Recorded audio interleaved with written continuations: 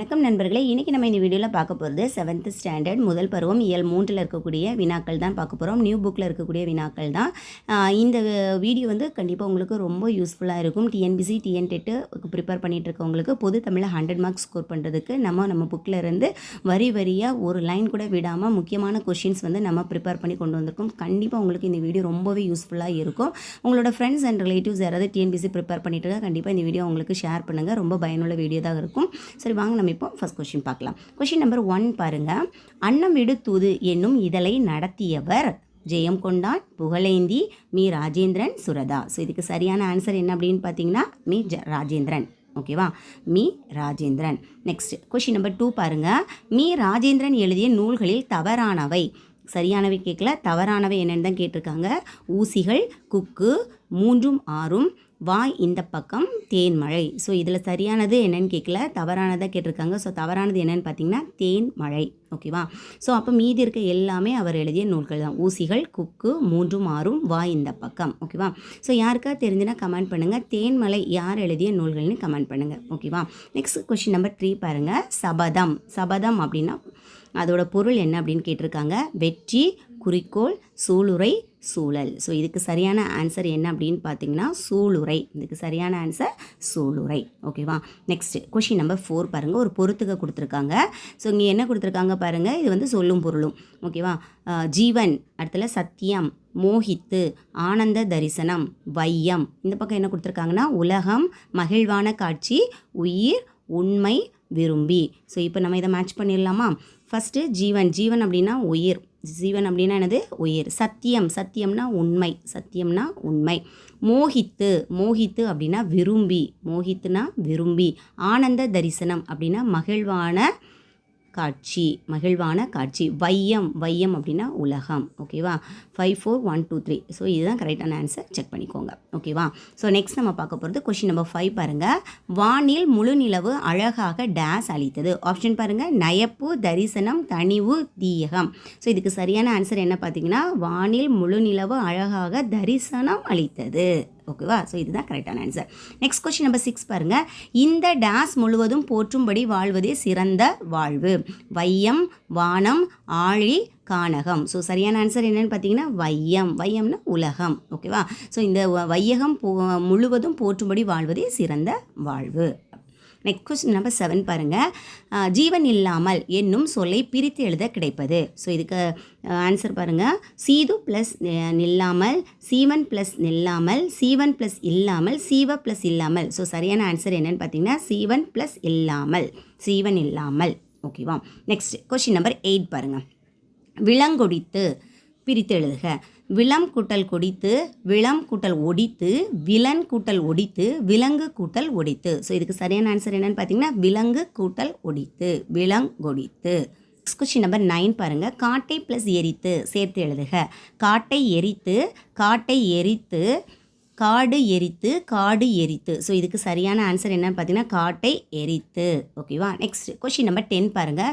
இதம் ப்ளஸ் தரும் இதை சேர்த்து எழுதுக. இதம் தரும், இதயந்தரும், இதந்தரும், இதை தரும். ஸோ இதுக்கு சரியான ஆன்சர் என்னென்னு பார்த்தீங்கன்னா இதந்தரும். ஸோ இதுதான் சரியான ஆன்சர். ஓகேவா, நெக்ஸ்ட் நம்ம பார்க்க போகிறது உரைநடை பகுதி பார்க்க போகிறோம். உரைநடை அப்படின்னா தேசியம் காத்த செம்மல். ஓகேவா, பசும்பொன் முத்துராமலிங்க தேவரை பற்றி நம்ம இதில் பார்க்க போகிறோம். ஓகேவா, ஸோ இதில் ஃபஸ்ட் கொஸ்டின் என்னென்னு பாருங்கள். Question number 11.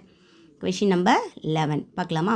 So Muthuramalinga Thevar பிறந்த ஆண்டு. முத்துராமலிங்க தேவர் பிறந்த ஆண்டு 1905 அக்டோபர் 30, 1906 அக்டோபர் 30, 1907 அக்டோபர் 30, 1908 அக்டோபர் 30.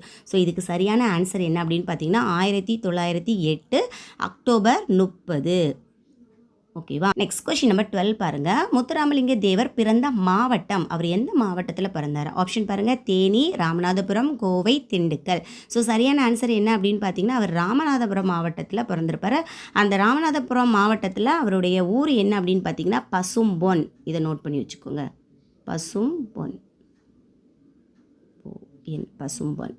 ஓகேவா, ஸோ ராமநாதபுரம் மாவட்டம், அந்த ஊர் பேர் வந்து பசும்பொன். ஓகேவா, ஸோ அதனால தான் அவருக்கு இந்த பசும்பொன் முத்துராமலிங்க தேவர் அப்படி சொல்கிறது. நெக்ஸ்ட் கொஸ்டின் நம்பர் 13 பாருங்கள். முத்துராமலிங்க தேவரின் பெற்றோர். ஆப்ஷன் பாருங்கள், உக்கிரதேவர் ராணி, உக்கிரமணி அம்சுவல்லி, உக்கிரபாண்டிய தேவர் இந்திராணி அம்மையார், பாண்டித்தேவர் கண்ணம்மாள். ஸோ இதுக்கு சரியான ஆன்சர் என்னென்னா உக்கிரபாண்டிய தேவர் இந்திராணி அம்மையார். ஓகேவா. நெக்ஸ்ட் கொஷின் நம்பர் 14 பாருங்கள். முத்துராமலிங்க தேவர் சொற்பொழிவு ஆற்றும் திறன் பெற்ற மொழிகள். அவர் எந்தெந்த மொழிகள்லாம் அதிக புலமை பெற்றவர் அப்படின்னு பார்த்தீங்கன்னா, இங்கே ஆப்ஷனில் என்னெல்லாம் கொடுத்துருக்காங்கன்னா தமிழ், ஆங்கிலம், ஹிந்தி, உருது. ஸோ ஆனால் அவருக்கு வந்து நல்ல மொழி திறமை பெற்றது எது பார்த்தீங்கன்னா தமிழ், ஆங்கிலம். இந்த ரெண்டுலேயுமே அழகாக வந்து அவர் என்ன பண்ணுவார், சொற்பொழிவு ஆற்றுவார். ஓகேவா. அப்போ ரெண்டுமே சரி, தமிழ், ஆங்கிலம். ஸோ இந்த ரெண்டு தான் கரெக்டான ஆன்சர். ஓகேவா. நெக்ஸ்ட் கொஷின் நம்பர் 15 பாருங்கள். முத்துராமலிங்க தேவர் எந்தெந்த துறைகளில் சிறந்த ஆற்றல் உடையவராக விளங்கினார்? அவர் எந்தெந்த துறையில் அவர் வந்து சிறந்த ஆற்றல் கொண்டவர் அப்படிங்கிறதுக்கு ஆப்ஷன் பாருங்கள், சிலம்பம், ஜோதிடம், குதிரை ஏற்றம், மருத்துவம், துப்பாக்கி சுடுதல். இது எல்லாமே கரெக்டு தான். ஓகேவா. இவை அனைத்தும் ஓகேவா. அப்போ அவர் வந்து பல்துறை ஆற்றல் கொண்டவர். ஓகேவா. ஸோ அவருக்கு என்னெல்லாம் தெரிஞ்சிருக்கு பாருங்கள், சிலம்பம், ஜோதிடம், குதிரை ஏற்றம், மருத்துவம், துப்பாக்கி சுடுதல். இது எல்லாமே அவருக்கு வந்து ஆற்றல் உடையவராக தான் அவர் விளங்கியிருக்கார். ஓகேவா. நெக்ஸ்ட்டு கொஷின் நம்பர் 16 பாருங்கள். முத்துராமலிங்க தேவரை சுத்த தியாகி என அழைத்தவர். ஸோ இந்த கொஷின் ரொம்ப ரொம்ப முக்கியமான கொஷின். இது ப்ரீவியஸ் இயர் கொஷின். ஓகேவா. ஆப்ஷன் பாருங்கள், தந்தை பெரியார், அறிஞர் அண்ணா, காமராஜர், ராஜாஜி. ஸோ இதுக்கு சரியான ஆன்சர் யாருன்னா தந்தை பெரியார். அவர் தான் முத்துராமலிங்க தேவரை சுத்த தியாகி அப்படின்னு அழைத்தவர். ஓகேவா. நெக்ஸ்ட் கொஷின் நம்பர் 17 பாருங்கள். வாய்ப்பூட்டு சட்டம் யாருக்கெல்லாம் போடப்பட்டது? இங்கே வாய்ப்பூட்டு சட்டம் 2 பேருக்கு போட்டிருப்பாங்க. ஓகேவா. அங்கே ஆப்ஷனில் பாருங்கள், நேதாஜி முத்துராமலிங்க தேவர், திலகர் முத்துராமலிங்க தேவர், ராஜாஜி, காந்தி. ஸோ இதில் கரெக்டான ஆன்சர் என்ன அப்படின்னு பார்த்தீங்கன்னா திலகர் அண்ட் முத்துராமலிங்க தேவர். இவங்க 2 பேருக்கு தான் என்ன சட்டம் போட்டிருப்பாங்க, வாய்ப்பூட்டு சட்டம் போட்டிருப்பாங்க. ஓகேவா. நெக்ஸ்ட் கொஷின் நம்பர் 18 பார்க்கலாமா. முத்துராமலிங்க தேவரை தேசியம் காத்த செம்மல் என பாராட்டியவர். ஆப்ஷன் பாருங்கள், பாரதியார், திருவிக்கா, தமிழ்வழி, பாரதிதாசன். ஸோ இதுக்கு சரியான ஆன்சர் என்ன அப்படின்னு பார்த்தீங்கன்னா திருவிக்கா. இதுக்கு சரியான ஆன்சர் திருவிக்கா. தேசியம் காத்த செம்மல் என பாராட்டியவர் யார்? திருவிக்கா, திருவி கல்யாண சுந்தரனார். ஸோ இவர் தான் அவரை வந்து எப்படி பாராட்டியிருப்பார், தேசியம் காத்த செம்மல் அப்படின்னு பாராட்டியிருப்பார். ஓகேவா. அப்போ நல்லா தெரிஞ்சு வச்சுக்கோங்க, சுத்த தியாகி அப்படின்னு சொன்னவர் வந்து தந்தை பெரியார், தேசியம் காத்த செம்மல் என்று பாராட்டியவர் வந்து திருவிக்கா. ஓகேவா. கன்ஃபியூஷன் இல்லாமல் நீங்கள் படிக்கணும். ஓகே. படிக்கிறத நீங்கள் தெளிவாக படிச்சிங்கன்னா எப்போ என்ன கேட்டாலும் நமக்கு ஆன்சர் வந்து நம்ம வந்து சொல்கிறதுக்கு ரொம்பவே தயாராக இருக்கிற மாதிரி தான் நம்மளோட படிப்புகள் வந்து இருக்கணும். நம்ம வந்து ஒரு டைமுக்கு பல டைம் நம்ம ரீட் பண்ணுவோம். ஆனால் ஏனோ தானோன்ற மாதிரி ரீட் பண்ணதை விட நம்ம வந்து அதை புரிஞ்சு நம்ம ரீட் பண்ணி நம்ம கம்பேர் பண்ணி படிக்கும்போது நமக்கு வந்து ரொம்ப எளிமையாக இருக்கும். நம்ம மனசில் வந்து ஆழமாக பதிகிற மாதிரியும் இருக்கும். ஸோ எப்படி அதை வந்து கொஷினை மாற்றி மாற்றி கொடுத்தா கூட நம்மளால் ஈஸியாக என்ன பண்ண முடியும், ஆன்சர் பண்ணுற மாதிரி நமக்கு இருக்கும். ஓகேவா. ஸோ அதனால் படிக்கும்போதே அதை தெளிவாகவும் புரிஞ்சும் படிக்கிறது அவ்வளோ நல்லது. ஓகேவா. நெக்ஸ்ட் கொஷின் நம்பர் 19 பாருங்கள். முத்துராமலிங்க தேவரின் அரசியல் குரு கோகலே, அம்பேத்கர், காந்தி, சுபாஷ் சந்திர போஸ். ஸோ இதுக்கு சரியான ஆன்சர் என்னன்னு பார்த்தீங்கன்னா சுபாஷ் சந்திர போஸ். இவர் தான் யார், முத்துராமலிங்க தேவரின் அரசியல் குருவாட்டு அவர் வந்து என்ன செஞ்சிருப்பார், அவரை வந்து வச்சுருப்பார். ஓகேவா. நெக்ஸ்ட் கொஷின் நம்பர் 20 பாருங்கள். முத்துராமலிங்க தேவர் டாஸ் என்ற ஊரில் படித்து கொண்டிருந்த போது பிளேக் நோய் பரவியதால் அவரது படிப்பு பாதியில் நின்றது. கமுதி, பசுமலை, ராமநாதபுரம், பசும்பொன். ஸோ அதுக்கு சரியான ஆன்சர் என்னென்னா ராமநாதபுரம். ஓகேவா. ஸோ அங்கே படிச்சுட்டு இருக்கும்போது தான் அவருக்கு அங்கே வந்து என்னது பிளேக் நோய் பரவனால அவர் படிப்பை வந்து கண்டினியூ பண்ண முடியல. ஓகேவா. அதனால் அவர் வந்து அவருடைய படிப்பை வந்து பாதியிலே என்ன செய்வார், நிறுத்திடுவார். ஸோ அது எந்த இடம் அப்படின்னு பார்த்தீங்கன்னா ராமநாதபுரம். ஓகேவா. நெக்ஸ்ட்டு கொஷின் நம்பர் 21 பாருங்கள். வங்க சிங்கம் என அழைக்கப்பட்டவர், வங்க சிங்கம் என அழைக்கப்பட்டவர் யார் அப்படின்னு பார்த்தீங்கன்னா நேதாஜி, ராஜாஜி, நேரு, காந்தி. ஸோ இதுக்கு சரியான ஆன்சர் என்னன்னு பார்த்தீங்கன்னா நேதாஜி. ஓகேவா. நேதாஜி சுபாஷ் சந்திர போஸ் தான் என்னது வங்க சிங்கம் என்று போற்றப்படுகிறார். ஓகேவா. நெக்ஸ்ட் கொஷின் நம்பர் 22 பாருங்கள். சுபாஷ் சந்திர போஸ் மதுரைக்கு வருகை தந்த நாள். ஓகேவா. அவர் எந்த டைம் வந்து அங்கே வருகை தந்திருந்தார் அப்படின்னு பார்த்தீங்கன்னா 1939 September 6, 1935 September 5, 1938 September 4, 1930 September 11. So இதுக்கு சரியான ஆன்சர் என்னென்னு பார்த்தா 1939 செப்டம்பர் 6 அன்றைக்கி தான் அவர் என்ன பண்ணுவார், மதுரைக்கு வருகை தந்திருப்பார். ஓகேவா. நெக்ஸ்ட் கொஷின் நம்பர் 23 பாருங்கள். நேதாஜி என்னும் பெயரால் வார இதழ் ஒன்றை நடத்தியவர். ஓகேவா. யாருன்னு பார்த்தீங்கன்னா முத்துராமலிங்க தேவர், ராஜாஜி, காந்தி, அறிஞர் அண்ணா. ஸோ இதுக்கு சரியான ஆன்சர் என்ன அப்படின்னு பார்த்தீங்கன்னா முத்துராமலிங்க தேவர். ஓகேவா. ஸோ அவர் வந்து விடுதலைக்கு பின் என்ன பண்ணியிருப்பாருன்னா நேதாஜி அப்படிங்கிற ஒரு வார இதழை ஒன்று அவர் வந்து நடத்திட்டு வருவார். ஓகேவா. Question number 24. முத்துராமலிங்க தேவரின் பேச்சானது சிங்கத்தின் முழக்கம் போலவே இருந்தது என்று புகழ்ந்துரைத்தவர். ஆப்ஷன் பாருங்கள், தந்தை பெரியார், அறிஞர் அண்ணா, காமராஜர், ராஜாஜி. ஸோ இதுக்கு சரியான ஆன்சர் என்னென்னா அறிஞர் அண்ணா. அறிஞர் அண்ணா தான் அவருடைய பேச்சை கேட்டு இது வந்து சிங்கம் வந்து முழங்குற மாதிரி இருக்குது அப்படின்னு வந்து அவரை என்ன செஞ்சிருப்பார், புகழ்ந்துரைஞ்சிருப்பார். ஓகேவா. நெக்ஸ்ட் கொஸ்டின் நம்பர் 25 பாருங்கள். முத்துராமலிங்க தேவரின் வீரமிக்க பேச்சு விடுதலை போருக்கு மிகவும் உதவும் என்று கூறி மகிழ்ந்தவர் அறிஞர் அண்ணா, தந்தை பெரியார், காமராஜர், காந்தி. ஸோ இதுக்கு சரியான ஆன்சர் என்னென்னு பார்த்தீங்கன்னா காமராஜர். ஓகேவா.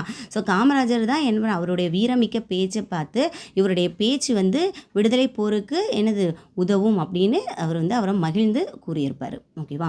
நெக்ஸ்ட் கொஸ்டின் நம்பர் 26 பாருங்க. முத்துராமலிங்க தேவர் பேச்சு உள்ளத்திலிருந்து வெளிவருகிறது, உதடுகளிலிருந்து அல்ல. உள்ளத்தால் எதிலும் பற்றற்று உண்மையென பட்டதை மறைக்காமல் அப்படியே பேசிவிடுவது அவர் வழக்கம் என கூறியவர் யார் அப்படின்னு பார்த்தீங்கன்னா அண்ணா, தந்தை பெரியார், ராஜாஜி, காமராஜர். ஸோ இதை வந்து சொன்னது யார் அப்படின்னு பார்த்தீங்கன்னா ராஜாஜி தான் சொல்லியிருப்பார். அவருடைய பேச்சு வந்து அவர் உள்ளத்திலிருந்து வருது, அவர் உதடுகள்ல இருந்து வரல. ஏன்னா உள்ளத்தில் வந்து அவர் உண்மையை மட்டும்தான் மறைக்காமல் வச்சிருக்காரு. ஸோ அதன் வெளிப்பாடு தான் அவர் பேசுறது எல்லாமே அப்படின்னு அவர் வந்து வெறும் பேச்சுக்காக சொல்லலை, வெறும் உதட்டில் அளவில் அவர் சொல்லலை. அவருடைய வார்த்தைகள் ஒவ்வொன்றும் அவர் உள்ளத்தில் இருந்து வருது அப்படின்னு சொல்லியிருப்பார். நெக்ஸ்ட் கொஸ்டின் நம்பர் 27 பாருங்க. பிறப்பாலேயே ஒருவரை தாழ்த்தும் குற்றப்பரம்பரை சட்டத்தை நீக்க போராடியவர். ஓகேவா.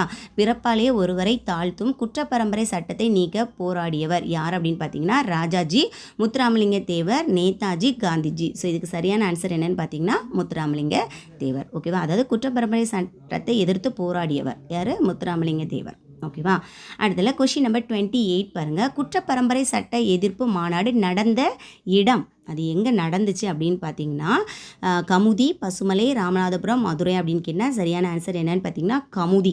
எங்கே வச்சு நடந்திருக்கும், அந்த கமுதியில் எப்போ நடந்திருக்கும் அப்படின்னு பார்த்தீங்கன்னா 1934 மே 12, 13 அந்த 2 நாளுக்கும் அங்கே வந்து நடந்திருக்கும். 12, 13 இந்த 2 நாள் தான் அங்கே வந்து இந்த மாநாடு நடந்திருக்கும். ஓகேவா. எங்கன்னு பார்த்தீங்கன்னா கமுதி.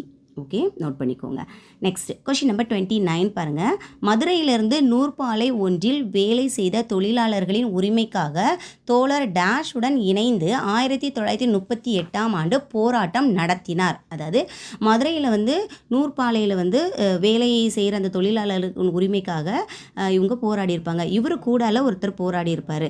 அது யார் அப்படின்னா வஉசியா இல்லை பா ஜீவானந்தனா, நேதாஜியா, திலகர் அப்படின்னு கேட்டிருக்காங்க. ஸோ சரியான ஆன்சர் என்னன்னு பார்த்தீங்கன்னா பா ஜீவானந்தன். ஓகேவா. ஸோ இவருடன் சேர்ந்து தான் அவர் 1938 ஆண்டு அந்த தொழிலாளர்களுக்காக அவர் வந்து அங்கே போராடி இருப்பார். ஓகேவா. நெக்ஸ்ட் கொஸ்டின் நம்பர் 30 பாருங்கள். 2ஆம் உலகப்போர் சமயத்தில் மத்திய பிரதேசத்தில் டாஸ் என்னும் நகரில் உள்ள இராணுவ சிறையில் அடைக்கப்பட்டு போர் முடிந்த பிறகு விடுதலை செய்யப்பட்டார். ஓகேவா. எப்போ எந்த இடம் அப்படின்னு பார்த்தீங்கன்னா லக்னோ, தாமோ, லயோ, தர்மோ. ஸோ இதுக்கு சரியான இடம் என்ன, சரியான ஆன்சர் என்ன அப்படின்னு பார்த்தீங்கன்னா தாமோங்கிற இடத்துல தான் அவர் வந்து சிறை வச்சுருப்பாங்க. ஓகேவா. உலகப்போர் அதாவது உப்பு சத்தியாகிரகத்தில் அவர் வந்து போராடி இருப்பார் அப்படின்னு சொல்லி தான் அவரை வந்து சிறையில் வச்சுருப்பாங்க. ஓகேவா. ஸோ அது வந்து அந்த போர் முடிஞ்சதுக்கு அப்புறமா தான் அவரை என்ன செஞ்சுருப்பாங்க, விடுதலை செய்யிருப்பாங்க. ஸோ அந்த இடம் எங்கே அப்படின்னு பார்த்தீங்கன்னா தாமோ. ஓகேவா. அந்த இடம் எங்கே இருக்குது அப்படின்னா தாமோ. ஓகேவா. நோட் பண்ணிக்கோங்க. இது வந்து மத்திய பிரதேசத்தில் இருக்குது. ஓகேவா. Next question number 31. தம் வாழ்நாளில் 1/5 சிறையில் கழித்த தியாகச் செம்மல் திருவிகா, தந்தை பெரியார், வஉசி, முத்துராமலிங்க தேவர். ஸோ இதுக்கு சரியான ஆன்சர் என்ன அப்படின்னு பார்த்தீங்கன்னா முத்துராமலிங்க தேவர். ஓகேவா. நெக்ஸ்ட் கொஸ்டின் நம்பர் 32 பாருங்கள். தேவர் உழவர்களின் நலன் கருதி எந்த இடத்தில் மிகப்பெரிய அளவிலான மாநாடு ஒன்றை நடத்தினார்? ஓகே, மதுரை, திருச்சி, ராஜபாளையம், கமுதி. ஸோ இதுக்கு சரியான ஆன்சர் என்ன அப்படின்னு பார்த்தீங்கன்னா ராஜபாளையம். கொஸ்டின் நம்பர் 33 பாருங்கள். முத்துராமலிங்க தேவர் முதலில் உரையாற்றிய இடம் எங்கே அப்படின்னா தூத்துக்குடி, காரைக்குடி, சாயல்குடி, மன்னார்குடி. ஸோ இதுக்கு சரியான ஆன்சர் என்ன அப்படின்னு பார்த்தீங்கன்னா சாயல்குடிங்கிற இடத்துல தான் அவர் என்ன பண்ணியிருப்பார் அப்படின்னா அவர் வந்து உரையாற்றியிருப்பார். ஓகேவா. முதலாக அவர் உரையாற்றின இடம் எது அப்படின்னு கேட்டாங்கன்னா அதுக்கு சரியான ஆன்சர் என்ன அப்படின்னு பார்த்தீங்கன்னா சாயல்குடி. ஓகேவா? ஸோ அந்த இடத்துல வந்து அவர் வந்து என்ன தலைப்பில் பேசியிருப்பார் அப்படின்னா, விவேகானந்தரின் பெருமை அப்படிங்கிற ஒரு தலைப்பில் எத்தனை மணி நேரம் பேசியிருப்பார்னா, தொடர்ந்து 3 மணி நேரம் உரையாற்றியிருப்பார். எத்தனை மணி நேரம் உரையாற்றியிருப்பார்? 3 மணி நேரம் அவர் வந்து தொடர்ந்து இடைவிடாமல் வந்து அவர் வந்து உரையாற்றியிருப்பார். விவேகானந்தரின் பெருமை அப்படிங்கிற தலைப்பில். ஓகேவா? ஸோ இந்த இடம் வந்து ரொம்ப முக்கியம், நோட் பண்ணி வச்சுக்கோங்க. அடுத்தல கொஷின் நம்பர் 34 பாருங்கள். முத்துராமலிங்க தேவர் நடத்திய இதழின் பெயர். ஓகேவா? ஸோ இதுக்கு என்ன ஆன்சர் அப்படின்னு பார்த்தீங்கன்னா, ராஜாஜி, நேதாஜி, காந்திஜி, நேருஜி. ஸோ இதுக்கு சரியான ஆன்சர் நேதாஜி. இதுவும் ரொம்ப இம்பார்ட்டன்ட் ப்ரீவியஸ் இயர் கொஷின். ஓகேவா? முத்துராமலிங்க தேவர் நடத்திய இதழின் பெயர் நேதாஜி. ஓகேவா? நெக்ஸ்ட்டு நம்ம வந்து முக்கிய குறிப்புகள் அப்படின்னு சொல்லிட்டு முத்துராமலிங்க தேவரை பற்றி ஒரு இம்பார்ட்டன்ட் நோட்ஸ் மாதிரி கொடுத்துருக்கோம் பாருங்கள். இது கண்டிப்பாக நீங்கள் நோட் பண்ணி வச்சுக்கோங்க. ஓகேவா?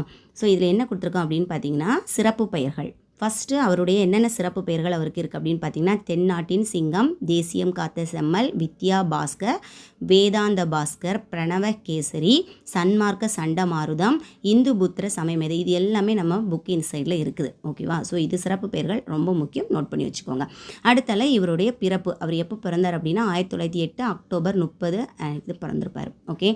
நெக்ஸ்ட் இவருடைய பெற்றோர் உக்கிரபாண்டிய தேவர், இந்திராணி அம்மையார். ஓகே. நெக்ஸ்ட் இவருடைய படிப்பு பார்த்தீங்கன்னா, இவர் தொடக்க கல்வி எங்கே படிச்சிருப்பாரு அப்படின்னு பார்த்தீங்கன்னா, கமுதியில் படிச்சிருப்பாரு. ஓகே. தொடக்க கல்வி எங்கே படிச்சிருப்பாரு?